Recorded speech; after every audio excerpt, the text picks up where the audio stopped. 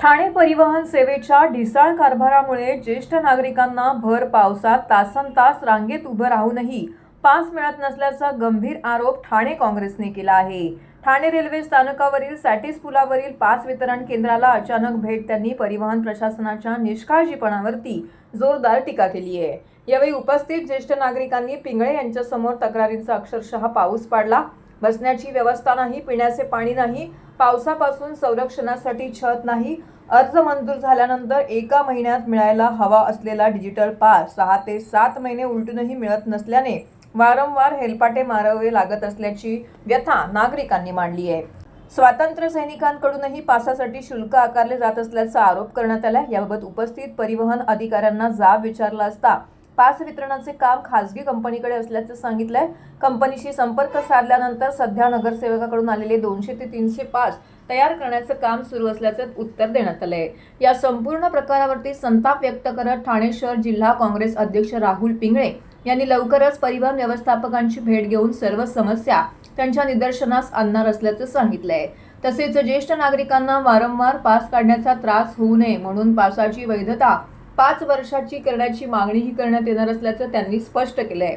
परिवहन सेवेतील विलंब, नियोजनाचा अभाव आणि ज्येष्ठ नागरिकांकडे होत असलेले दुर्लक्ष यामुळे परिवहन प्रशासनाच्या कार्यपद्धतीवरती प्रश्नचिन्ह निर्माण झाले असून या समस्यांवरती तातडीने तोडगा काढण्याची मागणी नागरिकांकडून होत आहे।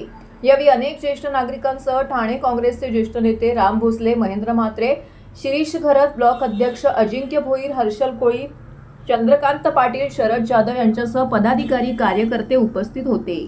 महिन्यामध्ये 3ऱ्या महिन्यामध्ये भरलेले फॉर्म आहेत।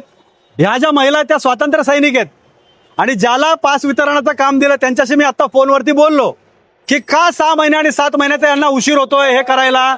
त्यांनी सांगितलं की नगरसेवकांचा दबाव आहे आमच्यावरती। नगरसेवकांनी 200 आणि 250 कार्ड आम्हाला पास बनवायला दिलेले आहेत। मला एक सांगा, ही नगरसेवकांसाठी योजना आहे की या सर्वसामान्य नागरिकांसाठी आहे? आणि जर यांना लवकर मिळावं तर यांना वाटत असेल त्या एजन्सीवाल्याला की यांनी पण कुठल्या तरी यांना कुठल्या आमदाराच्या आणि खासदाराच्या दरवाजात उभं करायचं सांगा। ते सॅटिसवर उभे राहणार नाहीत। त्या नगरसेवकाच्या आणि आमदाराच्या म्हणजे लाज वाटली पाहिजे बोलायला। ते सांगतात की नगरसेवकांनी दिलेलं कार्ड बनवतोय म्हणून यांना लेट होतोय। या प्रत्येकाच्या 3-3, 4-4 फेऱ्या झालेल्या आहेत। दुसऱ्या महिन्यामध्ये प्रत्येकाने फॉर्म भरलेत। पाऊस पडला तर वरनं त्यांना इकडे काही नाहीये, छत्री धरून त्यांना देत नाहीत। स्वातंत्र्य सैनिक महिला गेल्या वेळी यांना फ्रीमध्ये दिलेलं होतं। हे सगळे ज्येष्ठ नागरिक आहेत। कुठल्याही प्रकारचं त्यांच्या कार्डावरती एक्सपायरी डेट नाही, कुठल्याही प्रकारचं उत्तर ते देऊ शकत नाहीत। 3-3, 4-4 तास त्यांना उभं राहायला लागतं। त्या रिसिटच्या मागे लिहिलेलं आहे की डिजिटल बसचा कालावधी हा 1 वर्षाचा आहे। खरं ते सगळे सिनियर सिटीजन आहेत, ठाणेकर आहेत। यांना 5 वर्षाच्या कालावधीने ह्या पासेस दिले पाहिजे। म्हणजे या लोकांची तुम्ही लाडकी बहीण योजना राबवता, तुम्ही वेगवेगळ्या योजना सगळ्या राबवता, मग ज्येष्ठ नागरिकांबरोबर तुम्ही का दुजाभाव करता? एखादं जर तुम्ही कार्ड काढलंय, कार्ड इश्यू केलंय, 5 वर्षाचा कालावधी काढा आणि द्या ना। म्हणजे तुमची काय इच्छा आहे? या सिनियर सिटीजन लोकांनी वर्षांनी यायचं आणि 10 चक्रा तुमच्या 6 महिन्यांनी 10 तुमच्या ह्याच्यामध्ये चक्रा मारायच्या का त्या लोकांनी?